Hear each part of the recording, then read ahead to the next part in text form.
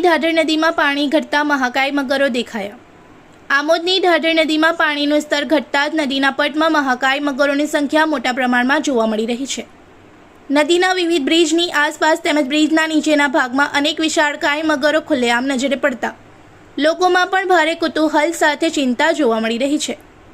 થોડા સમય અગાઉ ઢાઢર નદી બે કાંઠે ઘોડાપુરની જેમ વહેતી હતી, ત્યારે નદીના ઊંડા પાણીમાં એક પણ મગર નજરે પડતો નહોતો, પરંતુ હવે પાણી ઓસરતા જ મગરો જાણે નદીના પટમાંથી બહાર આવી ગયા હોય તેમ મોટી સંખ્યામાં દૂર સુધી જોવા મળી રહ્યા છે।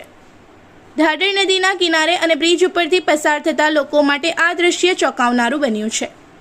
કેટલાક લોકો તો પોતાના વાહનો રસ્તા પર ઊભા રાખીને મહાકાય મગરોને જોવા માટે એકઠા થઈ રહ્યા છે। ઢાઢરનું પાણી ઘટ્યું, મગરો બહાર આવ્યા, હવે नदी कांठे बेदरकारी नहीं, सावचेती जरूरी।